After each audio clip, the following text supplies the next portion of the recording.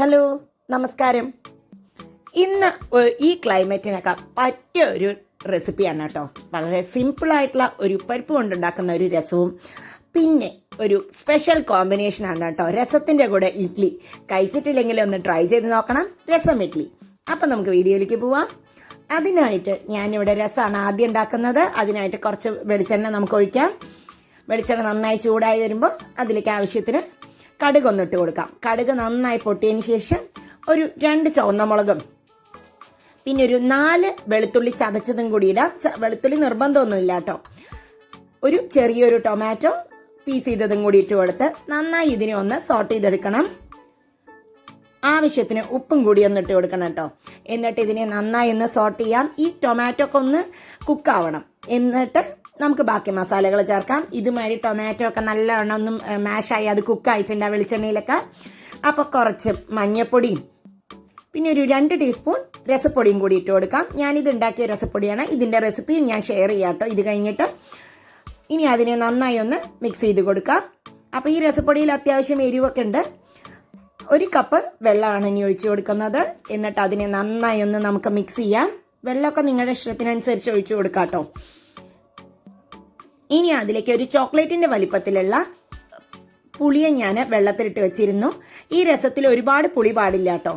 അപ്പോൾ എഗെയിൻ ഞാൻ 1 കപ്പും കൂടി വെള്ളം ഒഴിച്ചിട്ടുണ്ട്, പുളി ഒന്ന് ബാലൻസ് ചെയ്യാൻ വേണ്ടിയിട്ട്. പിന്നെ ഒരു 1/4 കപ്പ് തുവരപ്പരിപ്പ് ഞാൻ നിറയെ വെള്ളത്തിൽ വേവിച്ചതാണ് കേട്ടോ. ഈ കപ്പിൽ വെള്ളം കണ്ട് അത് പരിപ്പിൻ്റെ വെള്ളമാണ്. ഇനി ഇത് നന്നായി ഒന്ന് തിളയ്ക്കണം. അതിലേക്ക് ഒരു 1/2 ടീസ്പൂൺ കുരുമുളക് പൊടിയും കൂടി ഞാൻ ചേർത്തിട്ടുണ്ട്. എന്നിട്ട് നന്നായി ഇതൊന്ന് തിളക്കട്ടെ. നന്നായി കുക്കാവണം. അപ്പം നല്ലൊരു ഫ്ലേവറൊക്കെ വന്നിട്ട് നല്ലൊരു മണമൊക്കെ വരുന്നുണ്ട് കേട്ടോ. ഇത് കഴിച്ച് കഴിഞ്ഞാൽ തന്നെ വളരെയധികം കുറച്ച് എനർജിയൊക്കെ ഡൗൺ ആണെങ്കിലും ശരിയാക്കാം. അപ്പോൾ ഇതിലേക്ക് കുറച്ച് ചെറിയൊരു പീസ് ശർക്കരയും കൂടി ഇട്ട് കൊടുക്കാം. എന്നിട്ട് നന്നായി ഇതിനെ ഒന്ന് ഇളക്കി ഒരു 2 മിനിറ്റും കൂടി ഒന്ന് തിളപ്പിക്കാം. അപ്പോൾ ഇത് നന്നായി ഒരു 2 മിനിറ്റും കൂടി ഒരു 5 മിനിറ്റ് തിളച്ചിട്ടുണ്ട്. ഇനി അതിലേക്ക് കുറച്ച് മല്ലിയിലയും കൂടി തൂവിക്കഴിഞ്ഞാൽ നമ്മുടെ രസം റെഡി. അപ്പോൾ ഇത് ഓഫ് ചെയ്യാം നമുക്ക്. ഇനി നമുക്ക് രസം ഇഡ്ഡലി ഉണ്ടാക്കാം. രസം ഇഡ്ഡലി ഉണ്ടാക്കാൻ ഭയങ്കര ഈസിയാണ്. ആദ്യം കുറച്ച് രസം ഇതുപോലെ അങ്ങോട്ട് ഒരു ബൗളിലേക്ക് ഒഴിക്കുക. നല്ല ചുടാന്നുള്ള രസം വേണം കേട്ടോ. അപ്പോഴാണ് അതിൻ്റെ ഒരു ടേസ്റ്റ്. ഇനി അതിലേക്ക് കുറച്ച് ഇഡ്ഡലി അങ്ങോട്ട് ഇട്ട് കൊടുക്കാം നമുക്ക്. ഇതൊരു സൂപ്പർ കോമ്പിനേഷനാണ്. ഒരേ ഒരു കാര്യം ശ്രദ്ധിക്കേണ്ടത് എന്താണെന്ന് പറഞ്ഞു കഴിഞ്ഞാൽ രസത്തിൽ ഒരുപാട് പുളി പാടില്ല. എന്നിട്ട് അതിൻ്റെ മുകളിലേക്ക് കുറച്ച് രസം കൂടി ഇങ്ങനെ എഗെയിൻ ഒഴിച്ച് കൊടുക്കുക.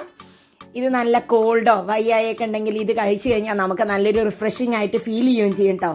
ഇനി ഈ രസം ഇഡ്ഡലി ഒന്ന് നമുക്ക് കഴിച്ച് നോക്കാം.